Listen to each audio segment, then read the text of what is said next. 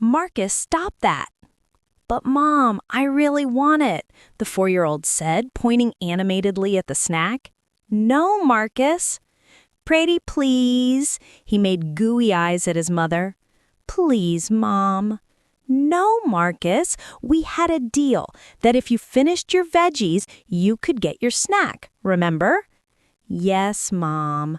Nora noticed the sullen look on his face and smiled with the tender love of a mother.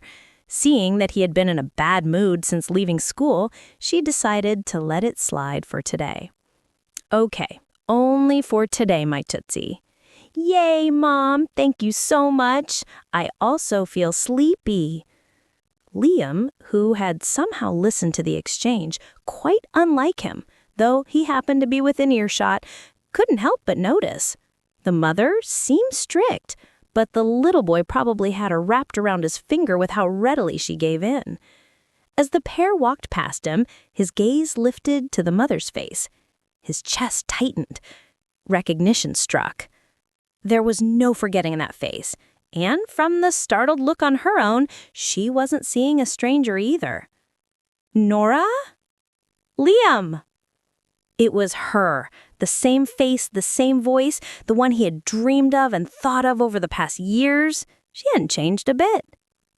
Nora's mind raced. She didn't know what to do at all. Then Marcus stirred.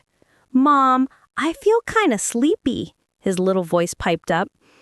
Grateful for the interruption, she scooped him up quickly, angling his face away from Liam. The initial shock wore off, her expression shifting into a polite mask.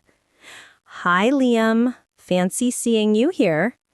I have a business meeting to attend in the country. You haven't changed. Well, neither of you. And it was true. Tall, brunette, green eyes, a full set of eyelashes that should look ridiculous on a man, but only made him more striking. He was handsome, too handsome, the kind who could easily pass for a model. But it wasn't his looks that caught his attention in the first place. And then it came back, the sting of betrayal. Well, it's good to have you around now. Do enjoy the city. There's a lot to take in. So I've been told and seen. His voice was calm, but his eyes seemed to stare right into her soul. All right, she said shortly. I have to go now. Bye. That was it. She heard his faint, "How about we?" but quickly turned and headed toward the exit of the mall after making payment at the self-service counter. She had no intention of engaging in further polite conversation with him any longer. Considering their history together, she had probably done better than most would have. Liam stood there, unsure what to feel. Was she married? It was possible.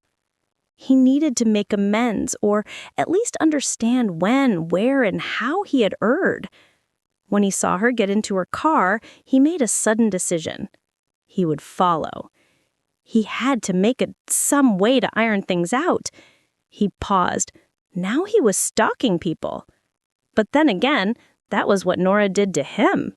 She brought out the best and at times made him do absurd things.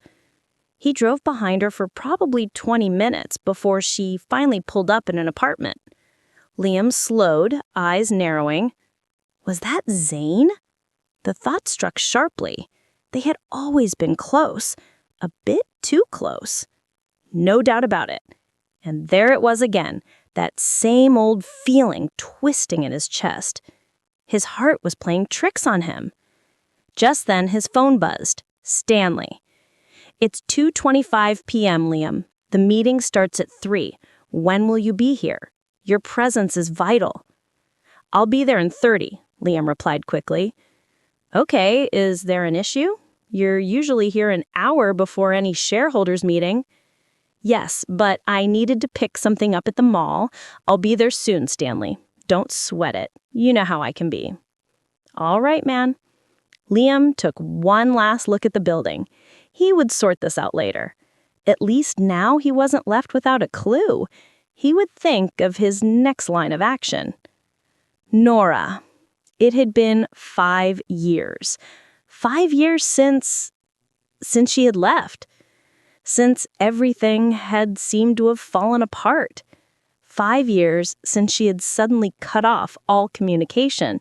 He had enough sense to pull himself together back then, to bury himself in his career, his friends, and his family. But no matter how busy he kept, there had always been that quiet ache, that unanswered question of why. He leaned back in his seat, fingers tapping the steering wheel. He wasn't sure what he felt. Anger, relief, or something in between. But one thing he knew for certain, this wasn't over.